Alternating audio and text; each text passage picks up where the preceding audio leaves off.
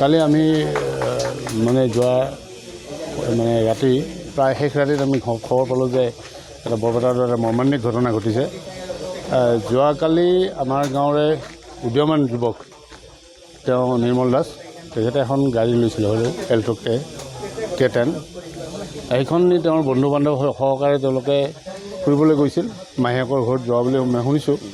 মাহীয়েকৰ পৰা ঘৰ ঘূৰি আহি থকা অৱস্থাত ডাম্পাৰৰ লগত সংঘৰ্ষ হৈ তেওঁৰ মৃত্যুবৰণ হোৱা বুলি শুনিছোঁ। আমি গাঁওবাসী হিচাপে অতি মৰ্মান্বিত, এইকাৰণে যে ল'ৰাজন অতি ভদ্ৰ ল'ৰা আছিলে, সুন্দৰ ল'ৰা আছিলে, পঢ়া শুনাতো ভাল ল'ৰা আছিলে আৰু কোনো ধৰণৰ সামাজিক দুষ্কাৰ্যৰ লগত কোনো ধৰণৰ জড়িত নাই। তেওঁ অতি নিষ্ঠা, তেওঁ একমাত্ৰ মানে তেওঁৰ ল'ৰা, মানে সেই পৰিয়ালৰ একমাত্ৰ ল'ৰা আছিলে।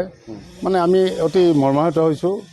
আমি গাঁওবাসী হিচাপত গাঁৱৰ পৰা আমি ৰাইজ আহিছোঁ, এনেকুৱা এটা পৰিৱেশ, এনেকুৱা এটা পৰিস্থিতি যাতে ভৱিষ্যত কাৰো নহয়, ভগৱানৰ ওচৰত আমি প্ৰাৰ্থনা জনাইছোঁ।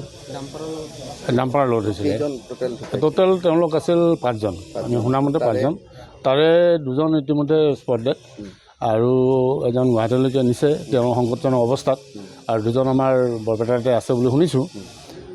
আটাইবোৰ সৰভোগৰে, আটাই সেই 4জন আছে আহোমপথাৰ, 4জন আহোমপথাৰ আৰু এজন আমগুৰি। আচলতে আমগুৰি নহয় তেওঁ, আমি যদি আমগুৰি বুলি কৈছোঁ আমি আমগুৰি, কিন্তু তেওঁলোক লাটটো পৰে তেওঁলোকৰ ৰেভিনিউ ভিলেজ হেৰি টেঙাগাঁও পৰে, নিৰ্মল দাসৰ। আচলতে আমগুৰি আমি লিখোঁ, তেওঁৰ প্ৰস্তাৱ দিছে আমগুৰি লিখে।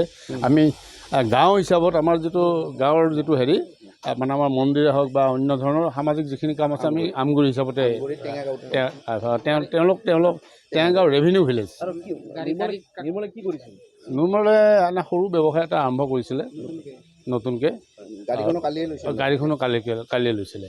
তেওঁৰ দেউতাকো এনে ব্যৱসায়ে কৰিছিল আগত, এতিয়া তেওঁ অলপ অচল অৱস্থা, গতিকে খুব এটা ভাল এটা পৰিৱেশ আছিল। কিন্তু আমি তেনেকুৱা এটা মৰ্মাহত হৈছোঁ, মানে গোটেই গাঁওবাসীয়ে মৰ্মাহত হৈছে। আৰু অতি শান্ত ল'ৰা, অতি ভাল ভদ্ৰ ল'ৰা, গতিকে তেনেকুৱা ল'ৰা এটা আমাৰ পৃথিৱীৰ পৰা নোহোৱা হ'ল। গুৱাহাটীত আছে, তেওঁৰ নাম তেওঁৰ নাম